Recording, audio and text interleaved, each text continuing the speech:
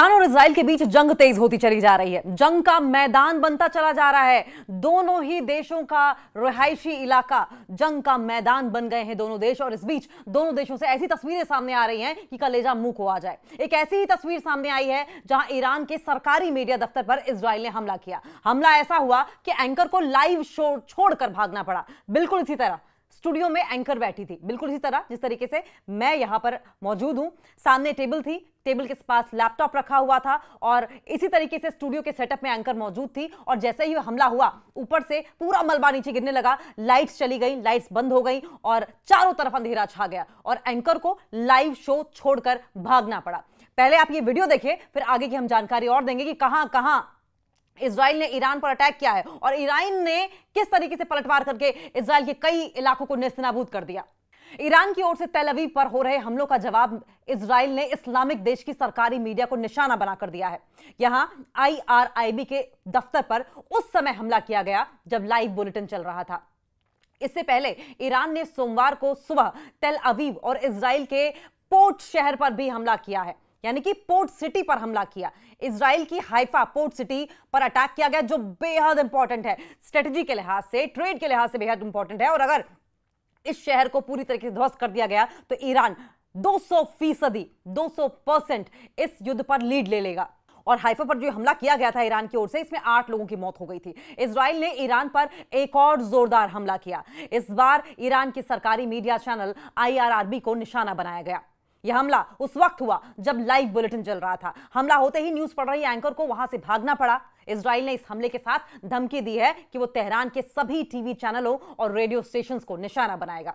Iran के सभी TV channels को और रेडियो स्टेशन को निशाना बनाने का मतलब यह है कि किसी भी तरह की कोई भी जानकारी जो है वो लोगों तक ना पहुंच पाए, भ्रम फैलाया जा सके। इजराइल इस बात का फायदा उठाना चाहता है और इसी वजह से वो ईरान की मीडिया को, ईरान के न्यूज चैनल्स को, ईरान के रेडियो स्टेशन को निशाना बनाने की कोशिश कर रहा है।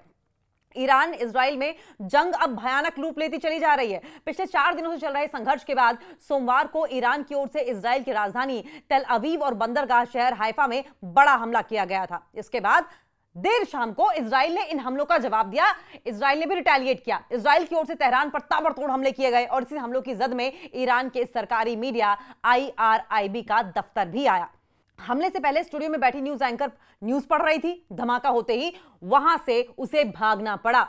एक बार फिर से आपको ये वीडियो दिखाते हैं कि किस तरीके से एंकर जब न्यूज पढ़ रही थी, वो और इजराइल और ईरान के बारे में ही बता रही थी, तभी ये धमाका होता है, यह अटैक होता है और उसके बाद ये एंकर अपनी जान बचाकर भागती है वहां से। इजराइल ने जारी की थी इलाका खाली करने की चेतावनी। देखिए, इजराइल की ओर से लगातार वार्निंग दी जा रही थी कि आप इस इलाके को खाली कर दें, इस इलाके को खाली कर दें, जिस इलाके में ये मीडिया चैनल था। जब ईरान की ओर से इस बात की पालना नहीं की गई तो फिर इजराइल ने अटैक किया। ईरान के सरकारी मीडिया के दफ्तर पर हमला करने से कुछ समय पहले ही इजराइल ने इस इलाके को खाली करने की चेतावनी दी थी।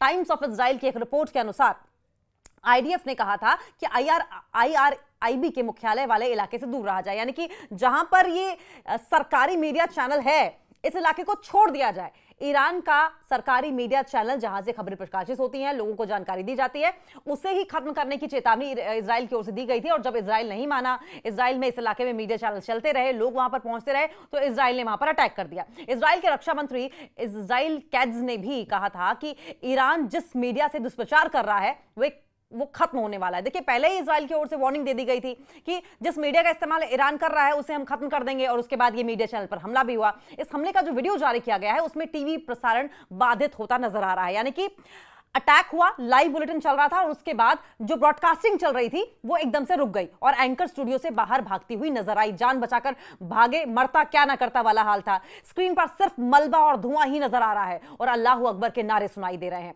अब देखिए, हमारा युद्ध ईरान के लोगों के साथ नहीं है। अब इजराइल एक और गेम खेल रहा है। इजराइल ये कह रहा है कि हमारा युद्ध जो है वो ईरान के लोगों के साथ है ही नहीं। अब सवाल ये है कि जो ईरान में लोग मारे जा रहे हैं, मासूम लोगों को अपना घर छोड़ना पड़ रहा है, माइग्रेट होना पड़ रहा है, बुरी तरीके से जो लोग घायल हुए हैं, आम लोगों के लिए जो अस्पताल बने थे, स्कूल बने थे, वो ध्वस्त हो गए हैं।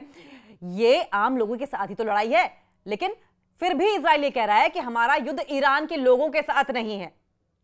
अयातुल्ला खमनेई या वहां की सरकार को क्या इजराइल हटाना चाहता है, खत्म करना चाहता है? दरअसल इजराइल के नेशनल यूनिटी के अध्यक्ष बेनी गेंट्स ने एक इंटरव्यू के दौरान कहा कि हमारी लड़ाई ईरान की जनता से नहीं है, हम उस शासन के खिलाफ युद्ध लड़ रहे हैं जो हमें खत्म करना चाहता है। उन्होंने कहा कि ईरानी लोग समृद्ध इतिहास और विशिष्ट संस्कृति वाले लोग हैं। मुझे उम्मीद है कि वो दिन आएगा जब यहूदी लोग और ईरानी लोग मित्रता और समृद्धि के साथ एक साथ रह सकेंगे। देखिए, अब समस्या ये है कि एक तरफ ईरान पर अटैक किया जा रहा है, वहां पर जो मुस्लिम कम्युनिटी है उस पर अटैक किया जा रहा है, और उसके बाद इजराइल ये भी कहता है कि एक दिन ऐसा आएगा जब जूस यानी कि यहूदी और मुस्लिम्स एक साथ मिलकर कप में चाय पिएंगे, टी पार्टी करेंगे।